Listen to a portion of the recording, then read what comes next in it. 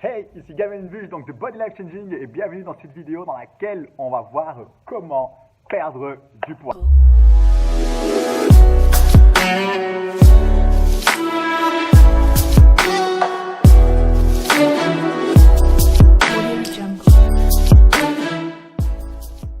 Dans une vidéo précédente, je t'avais expliqué que si pour un homme on est au-delà de 20%, pour une femme au-delà de 30%, après une phase préparatoire, ça vaut la peine de mettre en place une phase fat loss. Et avant de voir techniquement comment est-ce qu'on fait tout ça, l'idée c'est de comprendre justement comment est-ce qu'on perd du poids. Et là, je vais t'expliquer comment tu n'as jamais expliqué comment perdre du poids. La graisse c'est quoi? Donc c'est une molécule de triglycérides, donc c'est un glycérol avec 3 molécules d'acides gras qui sont stockées en fait dans les adipocytes, en fait les cellules graisseuses.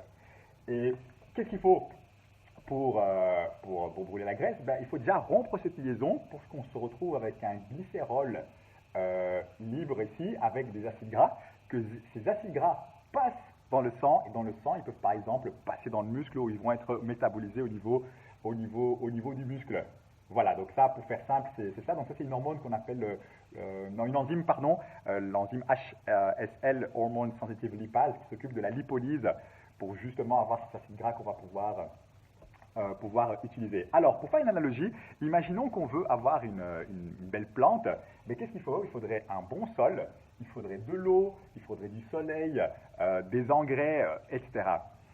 Et imaginez que vous apportez du soleil, de l'eau et des engrais, mais que vous n'avez pas un bon sol, un sol qualitatif, vous allez avoir des problèmes.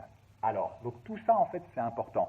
C'est pareil, pour perdre du poids, ce qu'il faut en fait, c'est une bonne physiologie, donc autrement dit une bonne santé, une bonne physiologie.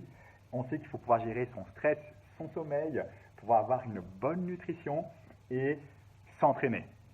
Et pourquoi je dis ça? C'est qu'en fait, le fait d'avoir une bonne physiologie, une bonne santé, ça fait qu'on va beaucoup mieux réagir à un programme nutrition et sportif ou d'entraînement, entre guillemets.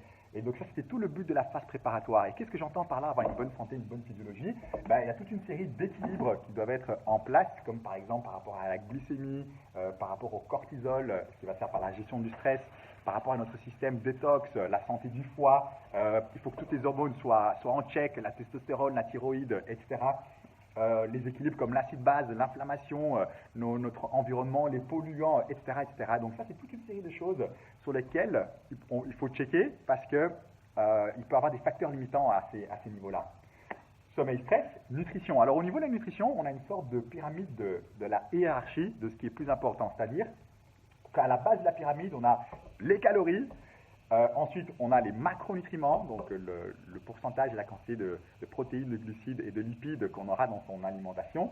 Les micronutriments, le timing, donc par exemple la fréquence des repas et le timing, et là aussi la distribution des macronutriments, quand est-ce qu'on les mange, en quelle quantité, etc. Et les suppléments. Ça veut dire quoi? Ça veut dire que quelqu'un qui, au niveau des calories, n'est pas au top et il est en train de mettre une stratégie poussée au niveau du timing des nutritions, c'est pas dans le bon ordre. Donc ça, c'est la hiérarchie.